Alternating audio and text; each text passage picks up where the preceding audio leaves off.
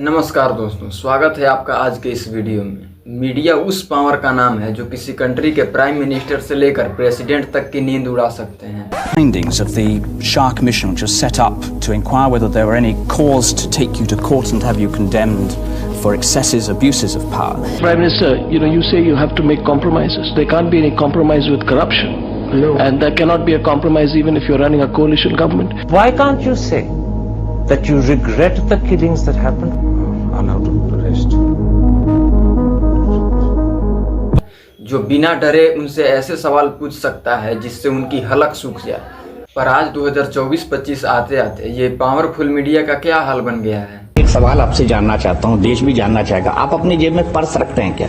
सच बताइए, why don't you get tired? आप थकते क्यों नहीं? कौन राहुल? हमारे वाले राहुल। तो वो आपके वाले नहीं है। आज सर फॉर्म में एकदम। आज सर एकदम फॉर्म में। ये क्या हो रहा है? ऐसी क्या मजबूरी आ गई है जो मीडिया की सारी पावर खत्म हो गई है? जो कभी अच्छों की रातों की नींद उड़ा देता था, वो आज सर्कस बनता जा रहा है।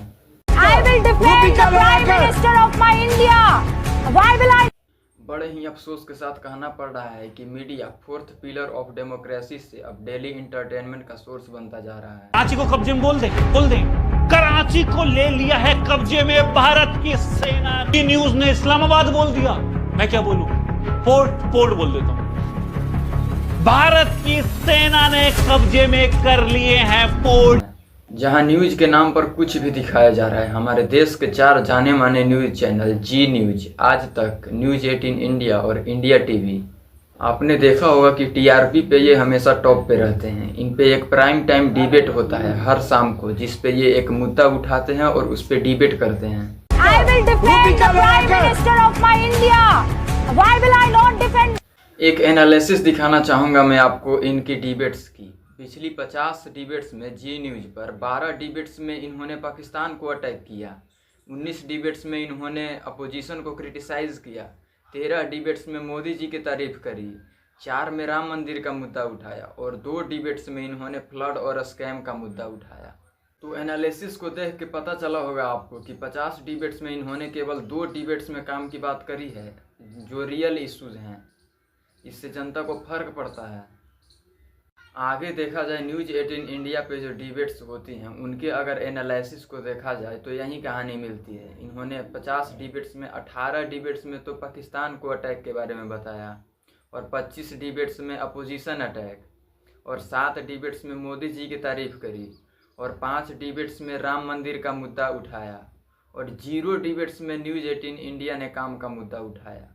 अब आज तक का देखते हैं। इसका स्ट्राइक रेट थोड़ा अच्छा है। अगर इसका एनालिसिस देखा जाए तो पिछले 44 डिबेट्स में इन्होंने 4 काम के मुद्दे उठाए हैं।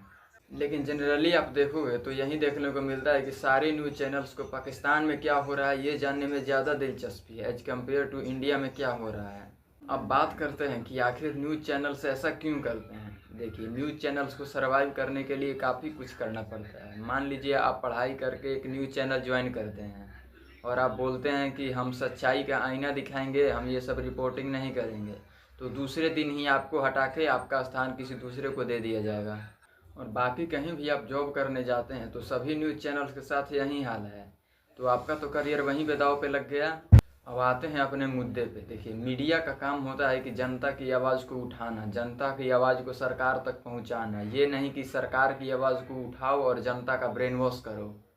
अब आपको हम दिखाते हैं कि उन जर्नलिस्ट के साथ क्या होता है जो जनता की आवाज़ को उठाते हैं। सितंबर 2019 में उत्तर प्रदेश के एक स्कूल में एक जर्नलिस्ट ने दिखाया कि कैसे स्कूल के बच्चों को मिड डे मील के तौर पर रोटी के साथ नमक दिया जा रहा है।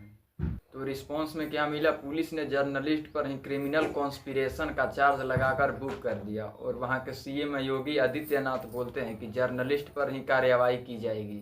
ये नहीं कि स्कूल की व्यवस्था ठीक करो, उसी के पीछे पड़ जाओ जिसने मुद्दा उठाया है। जून 2019 में एक जर्नलिस्ट ट्रेन डिरेलमेंट पर स्टोरी कर रहे थे। पुलिस ने उन्हें अरेस्ट किया और लॉकअप में डालकर उनके साथ मारपीट किया। क्यों? क्योंकि वे ट्रेन डिरेलमेंट को एक्सपोज कर रहे थे। ये सच्चाई है दोस्तों आज के दिन की। हमारे देश की सरकार ने मीडिया के ऊपर अपना ज़बरदस्त कंट्रोल जमा लिया है, खासकर टीवी मीडिया के ऊपर। मीडिया किस तरह वर्क करती है ये हमने समझ लिया, और साथ ही हमने ये भी समझा कि इनके सर्कस बनने के पीछे का रीज़न क्या है। अब हम ऐसा क्या कर सकते हैं कि हमारे इस फोर्थ पिलर ऑफ डेमोक्रेसी यानी मीडिया को हम फिर से स्ट्रॉन्ग बना सकें। मेरे अकॉर्डिंग कुछ ऐसी चीज़ें हैं जिन्हें हम अगर आज से करना शुरू कर दिए तो अचानक तो नहीं, लेकिन कुछ समय बाद हम उस पावरफुल मीडिया को फिर से देख सकते हैं जिनके अंदर हिम्मत थी ऐसे सवाल पूछने की जिससे किसी की भी हलक सूख जाए।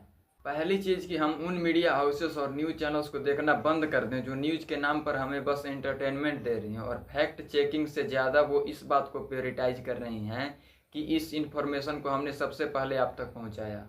दूसरी चीज़, आपके रिलेटिव्स, आपके मम्मी पापा, आपके आसपास रह रहे लोग और आपके दोस्त जो इन न्यूज़ चैनल्स को देखते हैं उनके पास इस वीडियो को शेयर कीजिए ताकि उनको पता चले इस न्यूज़ चैनल्स के बिहाइंड द सीन के बारे में, और वो भी हमारे साथ इस फोर्थ पिलर ऑफ डेमोक्रेसी को मजबूत करने में मदद करें। आप सोच रहे हो कि मेरे तो 100 ही फॉलोअर्स हैं, but let me tell you कि अगर आप 100 लोगों को ही इन चैनल्स की सच्चाई दिखा देते हो तो ये बहुत बड़ी अचीवमेंट है। अगर हमने ये सारे एक्शंस नहीं लिए और चुपचाप बैठ के देखते रहे तो धीरे धीरे ये फोर्थ पिलर ऑफ डेमोक्रेसी ख़त्म होती जाएगी और हमारे पास बस उतना ही इन्फॉर्मेशन पहुँचाया जाएगा जिससे कि उन पावर में बैठे लोगों को कोई खतरा ना हो, जिससे कि उन पावर में बैठे लोगों को के पास कोई क्वेश्चन ना जाए। थैंक यू सो मच इस डॉक्यूमेंट्री को एंड तक देखने के लिए, और हमने पूरी कोशिश करी आपको इस न्यूज़ चैनल्स के पीछे की सच्चाई को दिखाने के लिए। तो कैसा लगा ये डॉक्यूमेंट्री कमेंट में ज़रूर बताइएगा।